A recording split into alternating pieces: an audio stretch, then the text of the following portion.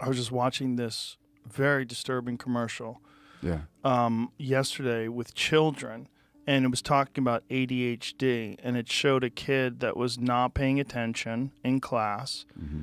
Yes. and then they introduced this medication, Mm. and then you have the child raising their hand, and then you have everyone clapping, Oh and you my have the God. child with a big smile on their face, and you've medicated your child to be a successful and integrated person in society. Shall I spot off about ADHD for a minute? Yes, please. That was my first book on ADHD. It's the American Scattered Minds, depending on which edition you get. And that was after I was diagnosed with it myself in my 50s. What does it mean? What is it exactly? The medical profession and a lot of the so-called experts think about it as a disease. They say it's the most heritable mental illness there is. And I say it's neither an illness nor is it heritable. So the hallmark are difficulty paying attention when you're not motivated. Yes. So kind of tuning out, like that kid in the commercial. Poor impulse control, so that you tend to act out whatever emotion arises. Mm-hmm. And sometimes the hyperactivity, difficulty sitting still and having to fidget and all that. And that described me to a T. But as soon as I learned about the diagnosis, I knew something.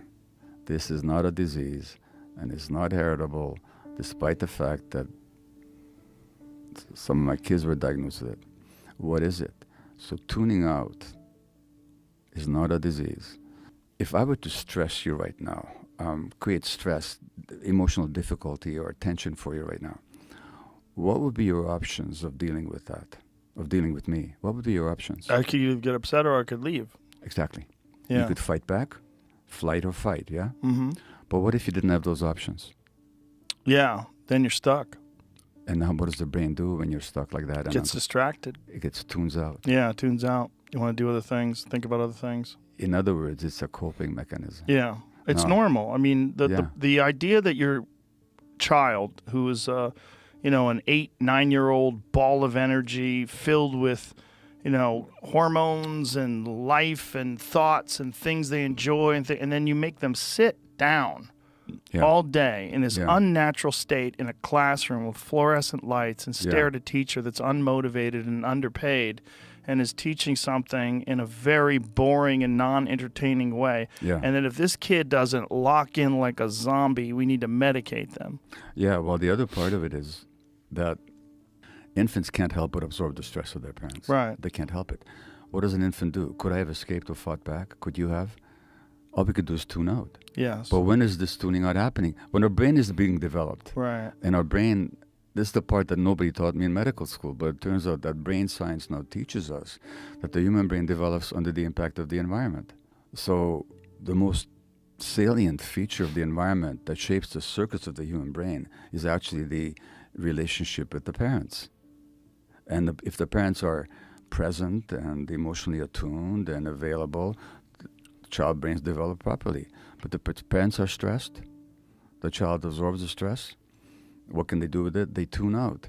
And that tuning out thing is programmed into the brain. And then 10 years later or 50 years later, we say, you got this disease. No, you don't. You've got a coping mechanism that's no longer working for you. But it had a function when it first came along. So this whole idea, and by the way, if a family comes to me with their ADHD child, I'll say to them, what you've got here is a very sensitive child. That sensitive child is picking up on all the vibes, energies, and stresses in your family. You want to help this child? Deal with the whole family. Look at the parental relationship. Look at what stress is there in your life. Look at how you react to the child. Look at, do you understand the child's behavior or the emotions that the child is having, or are you just trying to control the child's behaviors? Look at all that. And very often parents will tell me after they've read that book on ADHD is they've totally changed their relationship to their child. The child changes. What a surprise. But you go to most doctors, you got this disease, here's the pill. And by the way, I took those medications and they helped me for a while. I took Ritalin and I felt immediately present and calm and grounded and focused. Yeah. And I went, well, it calms the ADHD brain. Then I go home and my wife says, you look stoned. Because you're calm. Yeah. Well, because I got this glassy-eyed expression. And within a couple of days, the Ritalin made me very depressed. That's one of its potential side effects. So I did see a psychiatrist. I was formally diagnosed, and they gave me Dexedrine. And I took that for a while. And it did help me. I became a much more efficient workaholic, and I could do even work. It didn't change any of my emotional issues, but it made me more focused and so on. It helped me write my first book. But I haven't taken them for decades. But because also I know that the brain can change if you treat it right. The average doctor never learns this stuff. The average physician never gets a single lecture on brain development, how the brain develops in interaction with the environment. So when you're seeing, and let alone do they hear about trauma. So when they see an adult with ADHD or depression or addiction, they don't think of trauma. They just think of this disease. And they think that the diagnosis explains everything, but the diagnosis don't explain anything. Because think about it. What are the hallmarks of ADHD? Well, tuning out, poor impulse regulation, maybe hyperactivity.